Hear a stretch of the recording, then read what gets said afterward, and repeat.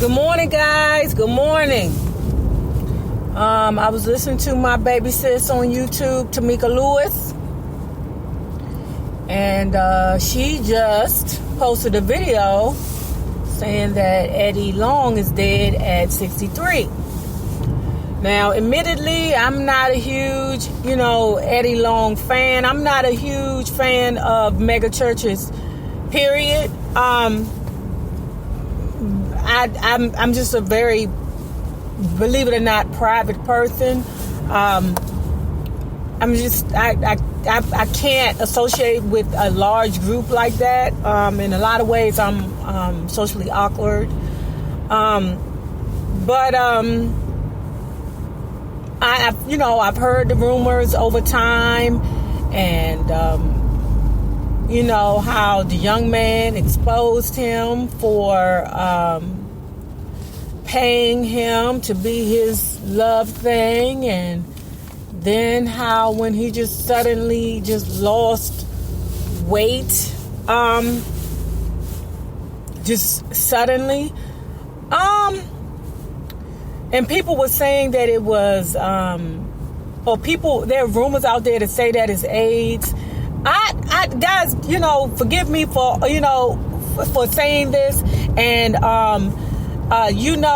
Kim Burrell, EAD, because it's been less than, a week, 2 weeks that you said what you said about that man who was basically dying, and you putting out there AIDS. Now let me say something about HIV and AIDS. Let me just educate you guys right quick about that. For all you people that are still living in darkness about the disease, let me explain something to you. If you catch it, you can live happily with HIV. Happily. So, for me to believe that a man that is of a certain economic class to not go to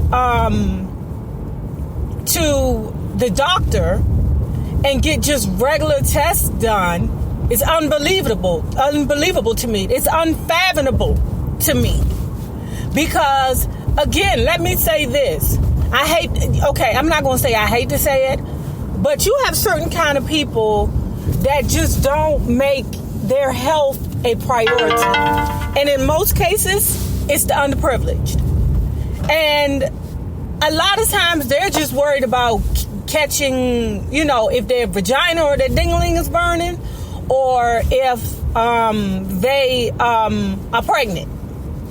They're not worrying about, things like if their children are walking on their tippy toes,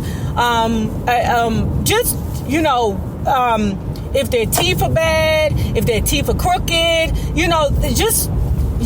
that pretty much isn't really overall what they are concerned about.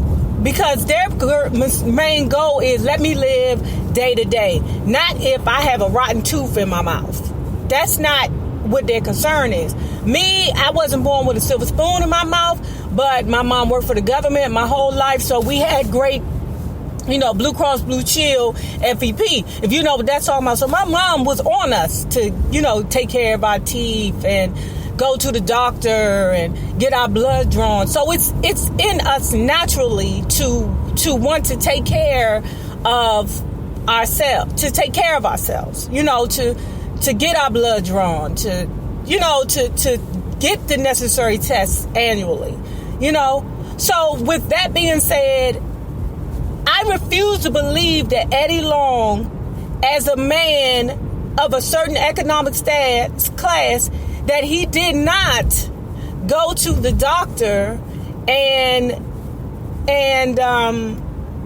get his blood drawn to check and see if he was HIV positive, especially if, air quotes, he was living a certain kind of life. I don't live that life, but guess what? I still get my tests done, and every time I get a new partner, every time, like my ex, I ran a guy. I said, look, doc, this dude a trip. I'm going to need you to get some some tests done. And she was like, well, Renee, we can't just do it because you say you want to do it. Man, put on that paper that I found out that I was having sex with a man that had sex with prostitutes. That's not what happened, but that's what, I had to tell my doctor to say, because he was like, we ain't going to say it. You got to say that you believe that you was exposed. I believe I was exposed. Dag it. So put it down there. So I came up with the, I got exposed, every year so I can get it done. So with that being said, I just refuse to believe that Eddie Long died of AIDS. You know what I'm saying? Like, it's rare for a person to die of AIDS now because you can live with HIV. That's the thing. They have medication now that control your, I forget the name of it, how I broke it down. Who was I listening to that's breaking it down to me? So good. I forget, but at any rate, you have medications now, and then it's not like it was back in the day where you had to take 20 pills. It's not like that no more. Now, you can basically, take one pill daily, and it take your T cell count or whatever it is down so low that they can't even detect it in your bloodstream anymore. So I refuse to believe that a man of that economic status did not go to the doctor, find out that he was HIV positive, and get it treated. But Kimber Brown, her ignorant self, she speak with an ignorant mouth and an ignorant mind. She don't understand that people can live with HIV. People are in the darkness now. People are living lives happily now. HIV positive. Like, I don't know if any of you guys watch Shameless, but one of the characters on the show was dating a man with HIV. And he told, like, you're able to say, hey, I'm HIV positive, and, but, I'm going to protect you, but it's undetectable in my blood. You dig? So I just, no. And all those people that are saying these things about this man that he died of AIDS, I'm sorry, guys. I'm not inclined to believe that he died from AIDS. Now, if it was Ray Ray from around the corner, and they was like, oh, Ray Ray, died of AIDS, I could believe that.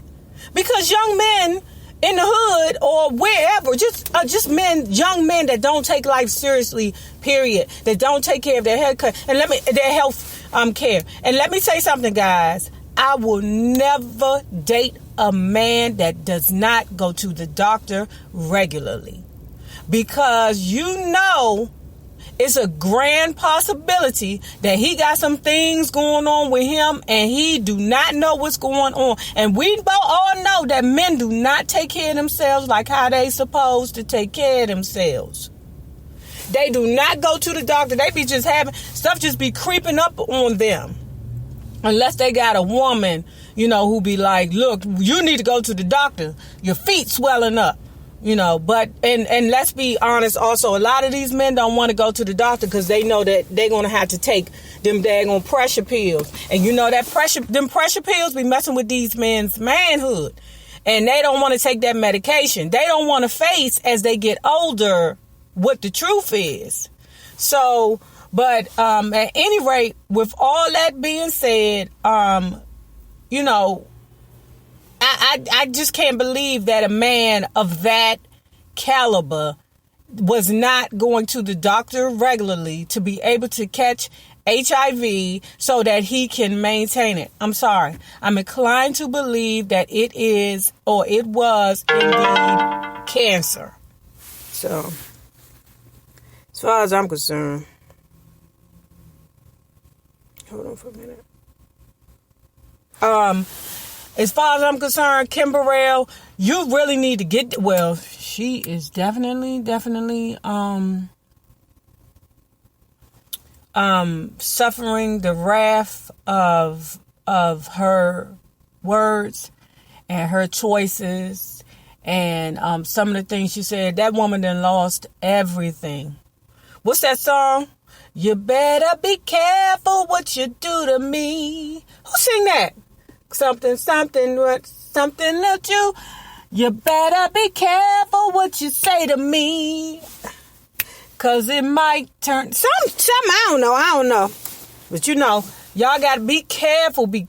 Don't get so high up on your pedestal that you place judgment on somebody else, because that same judgment you put on somebody else, remember this, it's somebody somewhere else judging you. Even if you sitting on top of a Maybach doing videos with chains hanging around your mouth and in your teeth, somebody judging you. Be careful what you say in judgment about people, because now that man is gone. Kim Burrell, you're over, baby. That right there, and the last words for a person that is, supposedly leading a church as he is, to say or to be remembered by her. Okay, let me say this like this. A woman that is supposed to be at the same level as him in regarding to leading the people, and you're leading the people saying things like that's why he's dying of AIDS, and that's why he is what he is for sleeping with boys, whatever. I don't know what it was exactly that she said, but y'all know what I'm talking about. And now here it is, a week, 2 weeks later, that man had died. Man, guys, I don't know what to say. Man, be careful. I'll be in front of the camera later, y'all. Deuce.